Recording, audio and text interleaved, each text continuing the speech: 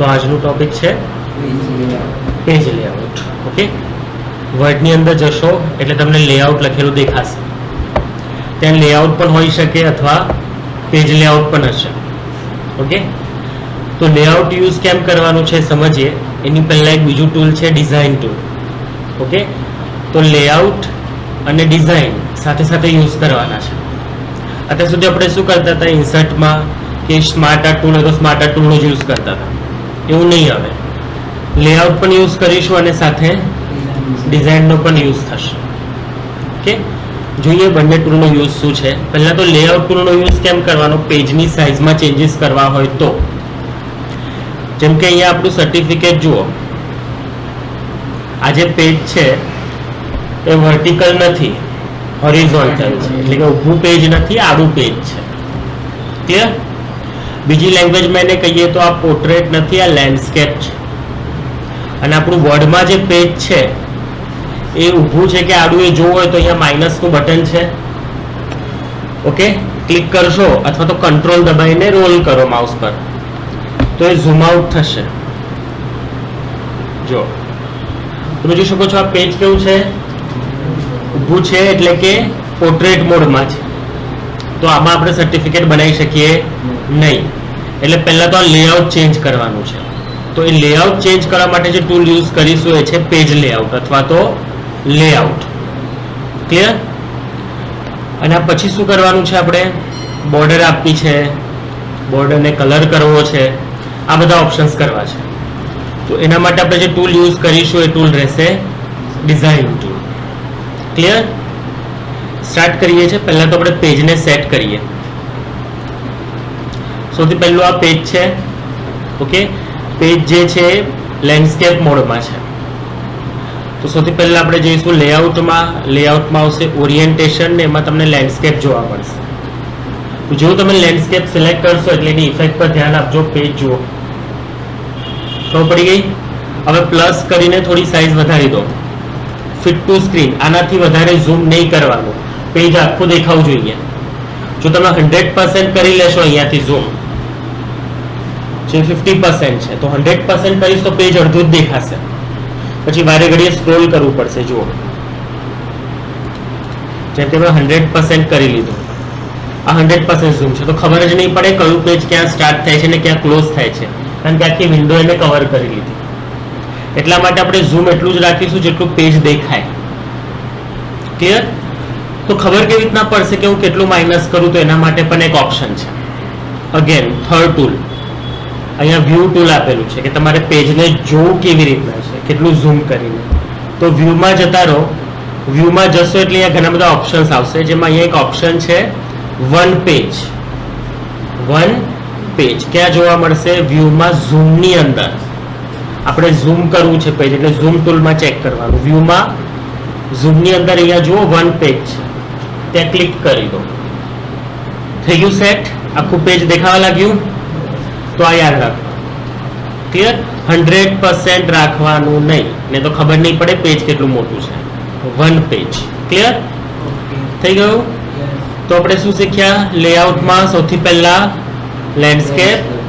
Landscape કર્યા પછી વ્યૂમાં જવાનું અને વ્યૂમાં વન પેજ. વન પેજ ક્યાં મળશે આપણને? ઝૂમ. ડન? બે સ્ટેપ ક્લિયર કરી લીધા. હવે થર્ડ સ્ટેપ આવે છે ડિઝાઇન, લાસ્ટ સ્ટેજ. એમાં આપણે જોવાનું છે પેજ બોર્ડર. જુઓ, તો હવે બોર્ડર જરૂરી નથી કે આ જ આપો, તમને ગમે તો બીજી ક્રિએટિવ બોર્ડર પણ આપી શકો છો. પણ હું તમને આ બધી બોર્ડર્સ બતાવી દઉં છું ક્યાંથી આવશે. આમાં તમે જુઓ છો એક કલરફુલ બોર્ડર છે, આમાં બ્લેક બોર્ડર છે પણ ડબલ બોર્ડર છે, અહીંયા ડિઝાઇન વાળી બોર્ડર છે, રાઈટ? અને આની અંદર ટ્રિપલ બોર્ડર છે. તો જોઈએ કે આ બોર્ડર ક્યાંથી આવશે. ડિઝાઇન અને બોર્ડર. બોર્ડર પર ક્લિક કરો એટલે અહીંયા લખેલું છે નન. નન નો મિનિંગ થાય કે કોઈ બોર્ડર નહીં. અહીંયા જો ખાલી છે, કોઈ બોર્ડર દેખાતી નથી. આ લાઈનનો મિનિંગ થાય ટેક્સ. તો જો હું બોક્સ પર ક્લિક કરીશ તો એની ચારે બાજુ જો બોર્ડર ઓટોમેટિક આવી જશે. આવી ગઈ? નન કરવાથી જતી રહેશે. એટલે બોર્ડર કાઢવી હોય તો નન કરીને ઓકે કરવાનું. બોક્સ કરું છું, બોર્ડર આવી ગઈ, બટ સિંગલ બોર્ડર છે. તો અહીંયા સિંગલ સિલેક્ટ કર્યું છે એટલે અહીંયાથી નીચે જાઓ, જો ડબલ બોર્ડર પણ છે, એની નીચે ટ્રિપલ બોર્ડર પણ છે, રાઈટ. જો ટ્રિપલ આપે ટ્રિપલ સિલેક્ટ કરો, અહીંયા તમારે કલર સિલેક્ટ કરવો હોય તો કલર સિલેક્ટ કરો, અને આમાં વિથ આપેલી છે કે તમારે વિથ કેટલી વધારે જોઈએ છે, તો અહીંયા વિથ વધારે ઓછી પણ કરી શકાય. જો આ સાઈડમાં જોતા રહેવાનું, ત્યાં ઇફેક્ટ આવતી જશે. ક્લિયર? હવે હું ઓકે કરું છું. આવી ગઈ બોર્ડર? ખબર પડી ગઈ?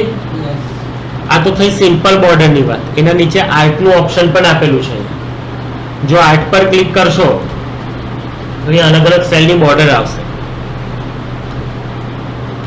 જો આર્ટ પર ક્લિક કર્યું, અહીંયાથી નીચે જાઓ, જો આમાંથી કોઈ પણ બોર્ડર તમને ગમે બોર્ડર આપી શકો છો. જો ઘણી બધી બોર્ડર્સ છે, સિલેક્ટ કરો અને ઓકે કરો. ઠીક છે? એવી રીતના ફ્લાવર્સ આપવા છે, કંઈ પણ કરવું છે, અહીંયા ઘણી બધી ઇફેક્ટ છે, એને સિલેક્ટ કરો અને જસ્ટ ઓકે કરી દો.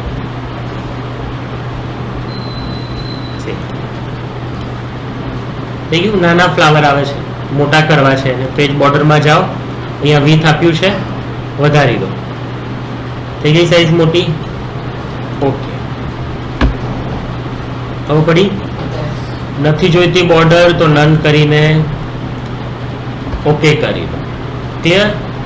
આપણે સિમ્પલ બોર્ડર રાખવાની છે એટલે આપણે બોક્સ પર ક્લિક કરીશું, અહીંયાથી સિંગલ બોર્ડર સિલેક્ટ રાખીએ છીએ અને અહીંયાથી વિથ વધારી દઈએ અને કલર આપી દઉં છું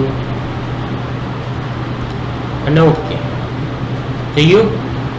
આ એકચ્યુઅલી વિથ વધારે જ છે, આપણે ઝૂમ આઉટ કરેલું છે એટલે તમને લાઈન પાતળી લાગે છે. તમે જ્યારે એને 100% ઝૂમ કરી લેશો, જેમ કે અહીંયા વ્યૂમાં જઈને 100% પણ આવે છે, તો તમને ખબર પડશે કે એની થિકનેસ વધારે છે. બટ આપણે કામ રાખવાનું 1%. ઓકે, તો 1 પેજ પર ક્લિક કર્યું અને હવે કામ ચાલુ કરવાનું છે. ફરી એકવાર સ્ટેપ રિપીટ કરી લઈએ. પહેલા ક્યાં ગયા? લેઆઉટમાં. ઓરિએન્ટેશનમાં કર્યું લેન્ડસ્કેપ, પછી વ્યૂમાં જઈને ઝૂમની અંદર 1 પેજ.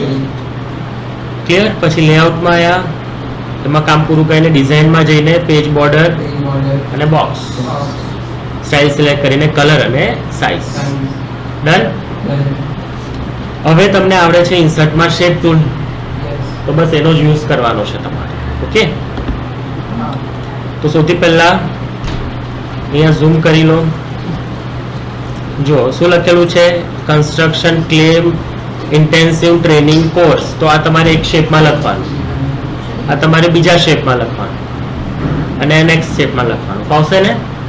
શેપ બનાવતા જાઓ અને અંદર લખતા જાઓ. ફાવશે? કેવી રીતના કરીશું? ઇન્સર્ટ, શેપ સિલેક્ટ કર્યું અને ડ્રો કરો. ઓકે, વ્હાઇટ બેકગ્રાઉન્ડ કરો અથવા તો નો ફિલ કરી દો. અને ટેક્સનો કલર શું રાખશો? બ્લેક. વ્હાઇટમાં વ્હાઇટ ટેક્સ ના દેખાય. બોર્ડરમાં કરી દઈશું નો આઉટલાઇન, અને પછી જે પણ ટાઈપ કરશો એ તમારું ત્યાં ટાઈપ થઈ જશે. ઓકે, સાઈઝ વધારવી હોય તમારી રીતના વધારે ઓછી રાખી શકો છો. તો આ રીતના તમારે જુઓ, જે સેમ ટેક્સ છે ત્યાં તમે એક ટેક્સ્ટ બોક્સ લખી શકો છો, પણ બને ત્યાં સુધી અલગ અલગ ટેક્સ્ટ બોક્સ રાખજો અને એમાં ટાઈપ કરજો. ક્લિયર? સેમ નીચે ઇફેક્ટ્સ આપવાની છે. ક્લિયર છે? આવશે? ચલો સ્ટાર્ટ કરી દો.